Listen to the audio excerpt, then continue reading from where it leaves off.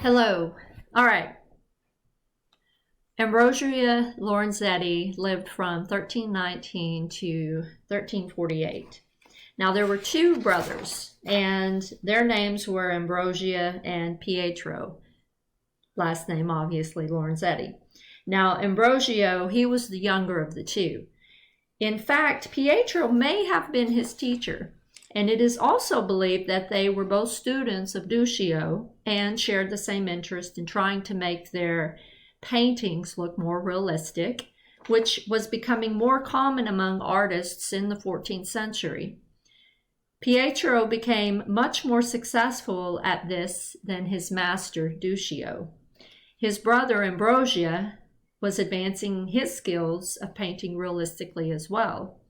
Ambrosia may have been the first in Europe to use a single point perspective in conveying the three-dimensionality of figures. Both brothers were outstanding fresco painters and decorated religious and civic buildings.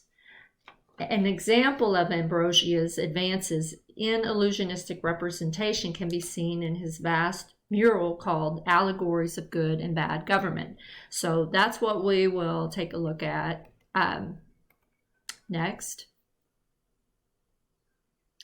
Now, there was a series of disasters that occurred in Western Europe that disrupted the activities of artists in the 14th century.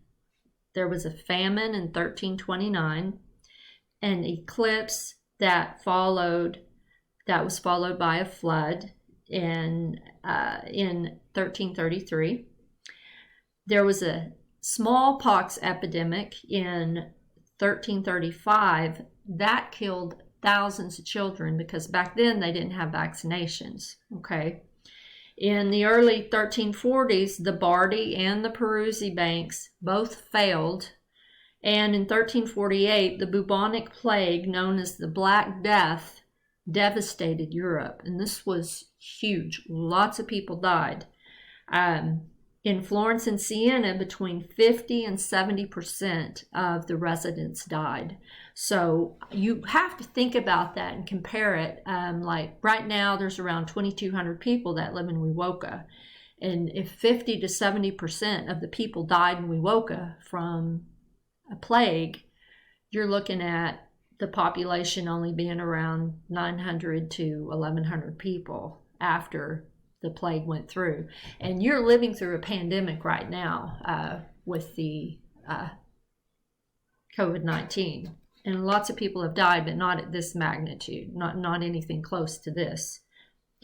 There were population shifts and economic depression and radical changes in artistic patronage and style. Nothing is heard of the Lorenzi brothers after 1348, and it is believed that they both may have died to the Black Plague.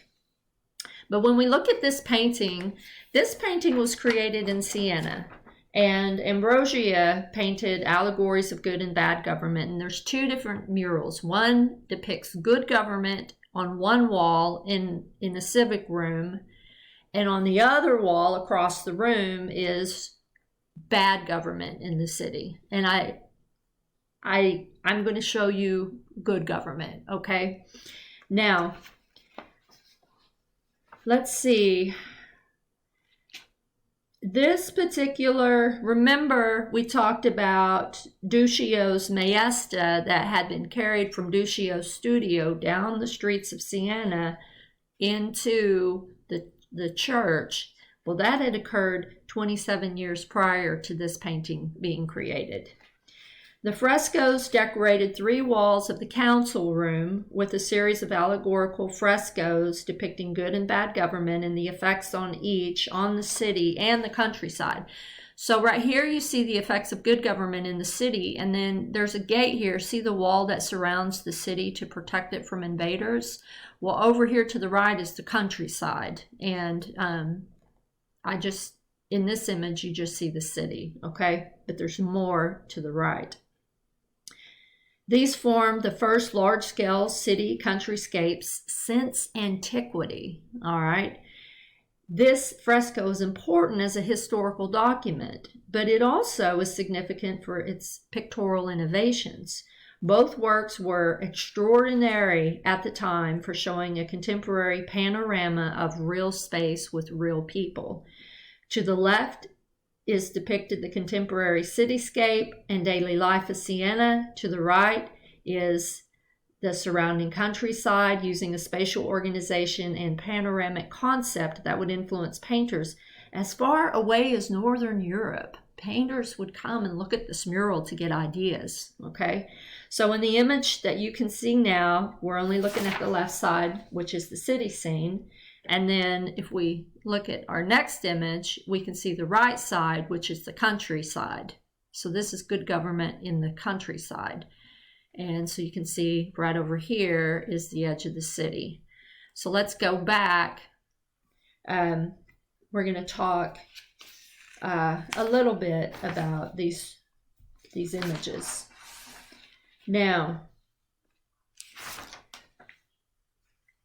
one of the things to notice, let me try and make this a little bit larger. In good government in the city, you see positive things occurring, okay? First of all, we see the streets are filled with people. That means people are out and about. They're buying things. There is a group of young women right here. They're actually dancing out in the street. They're having a good time. We see people going up to businesses. They're buying things. We can see construction workers on top of this building. They're building new buildings. And so business is good. Commerce is good. The government is spending tax money wisely. All right. And then if we look at the image over here and we look at the good government in the countryside, we see that farmers are working out in the fields, herds of sheep and pigs and other domesticated animals are being taken care of. So crops are being harvested. Good things are happening, okay? Now I'm going to make this a little bit smaller. And notice up here in the far left-hand corner, there's an angel, and she has a banner, all right? Now, this is a beautiful view of the Tuscan countryside, and we have the first appearance of landscape since the ancient world in this section of the fresco. Now, in the desire of authenticity, we have a portrait of a specific city and countryside that is actually believed to be historically accurate. By combining Giotto's analytical powers with the narrative talent of Duccio, Ambrogio is able to achieve results beyond those of either of his two great predecessors. And here's some details we'll take a look at. Here is the group of girls who are dancing in the city. They're holding hands. Commerce moves peacefully. The guildsmen are at work in their trades and crafts.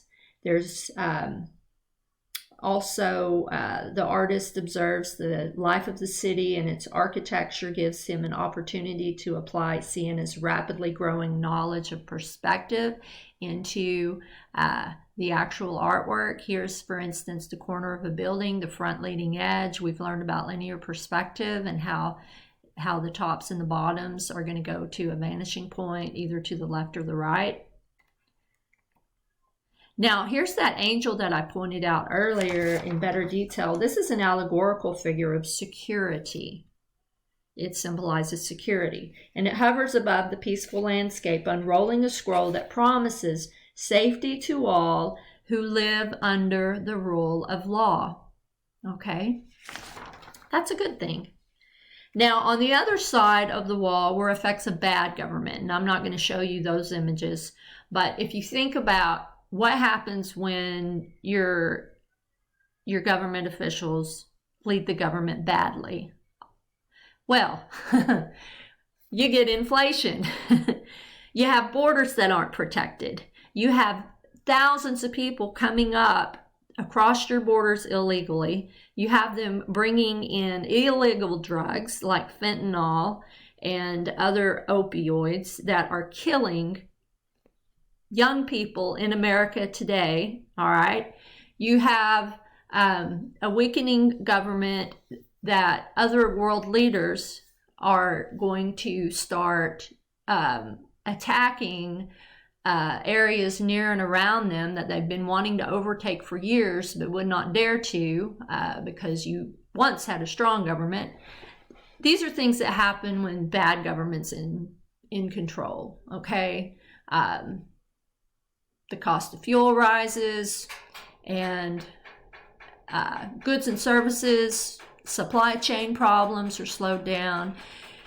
Now, we do have the pandemic that has created a lot of negative things, but when you shut down your whole country and you shut down commerce, bad things are going to happen, okay?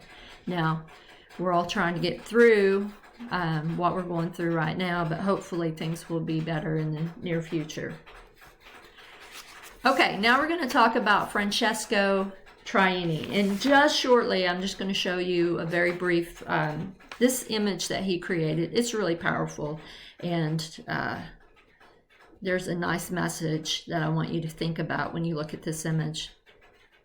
Okay, now Traini appears to have been a follower of Andrea Orcagna. Now, Orcagna was an Italian painter, sculptor, and architect in Florence who was a student of Pisano and Giotto.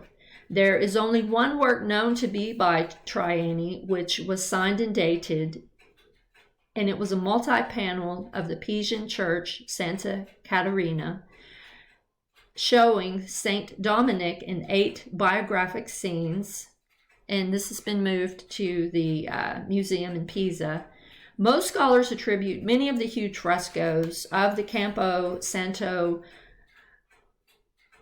Monumentale in Pisa to Traini, including the Last Judgment, Inferno, Legends of Hermits, and the famous Triumph of Death. And you're going to look at Triumph of Death. Now, the Campo Santo, which is a commune, which means municipality, had a population of around 3,200 people, so it was a little bit bigger than Wewoka. So let's go ahead and look at the Triumph of Death. And this is a detail. Now, this is an unusual and a fascinating painting, and it's related to the Black Plague, and I'm going to go ahead and see if we can make it a little bit larger so you can see the detail a little better. It is believed to have been painted by Traini, but there are depictions of 3 young aristocrats right here and their ladies coming in on horses. So they're riding in to town on horses, okay?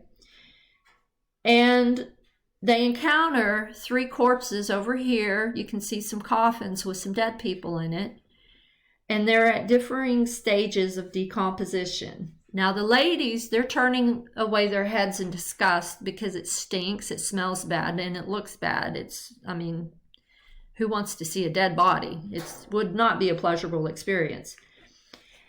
And the dogs sniff excitingly. They've got dogs following them that are sniffing around because, there's dead things, and dogs like dead things. Now, a holy hermit over here on the far left opens a scroll that demonstrates the folly of pleasure and the inevitability of death. So there was an American historian, her name is Barbara Tushman. She examined this fresco and described it saying, "A scroll warns that no shield of wisdom or riches, nobility or prowesses can protect them from the blows of the approaching one. They have taken more pleasure in the world than in the things of God." So in a heap of corpses nearby lie crowned rulers, a pope and a tiara, a knight, tumbled together with the bodies of the poor, while angels and devils in the sky contend for the miniature, naked figures that represent their souls. So the frescoes of the Campo Santo were unfortunately either severely damaged or destroyed by the Ally air raids during World War II. And anyways, these things happen. So in the next image, this is actually called a cartoon. It's a drawing that the artist did when he was making the figure of the Holy Hobbit with the open scroll.